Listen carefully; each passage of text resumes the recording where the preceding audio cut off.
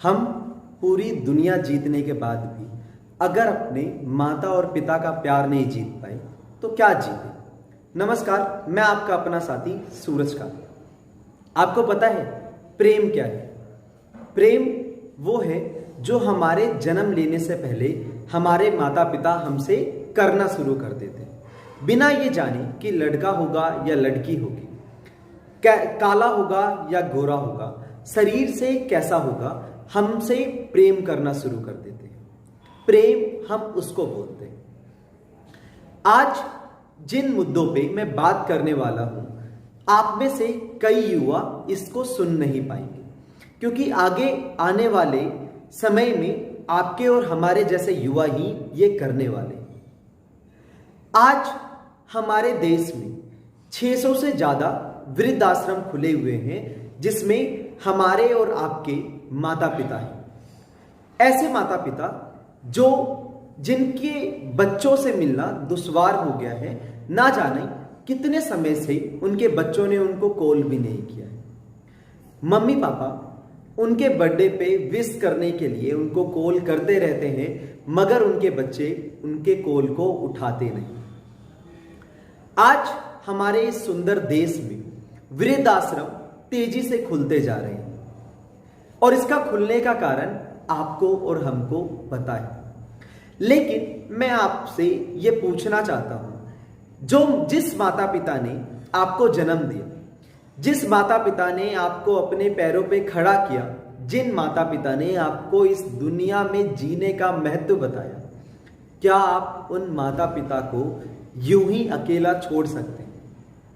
क्या माता पिता जिन्होंने हमारे पाल पोसने में, हमारे खाने पीने में, हमारी पढ़ाई लिखाई में कमी नहीं की, हम उनको ऐसे समय जब उनको हमारी सबसे ज्यादा जरूरत होती है, ऐसे समय हम उन्हें छोड़ सकते हैं? ये सवाल हम सभी को अपने से पूछना बहुत जरूरी है। हमारे देश में 7 करोड़ बुजुर्गों की अभी संख्या है, जो आगे आने वाले 25 वर्षों में 10 करोड़ हो जाएगी। इसका मतलब हम भी बुजुर्ग में ही शामिल हो जाएंगे। आज हमारे देश में 40% बुजुर्गों के साथ शारीरिक हिंसा का सामना करना पड़ता है, या उनके ऊपर शारीरिक प्रताड़ना होती है। अब आप सोचिए कि जिन बुजुर्गों के साथ शारीरिक हिंसा होती है, उनके साथ करता कौन है? उनके बेटे, उनकी बहुएं, और कौन करेगा? यानी उनके अपने।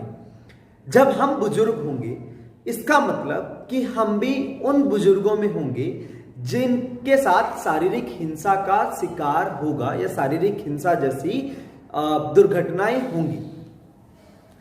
आज हमारे देश में जो बुजुर्ग, एक सवाल आप सभी लोगों के लिए, जरा सोचिए, जब आप बुजुर्ग हो जाएंगे, आपके बच्चे बड़े हो जाएंगे, और वो बच्चे आपके साथ शारीरिक प्रताड़ना जैसी हिंसा करें और आपको आपके घर से निकाल के वृद्धाश्रम में छोड़ के आए, तो आपको कैसा लगेगा?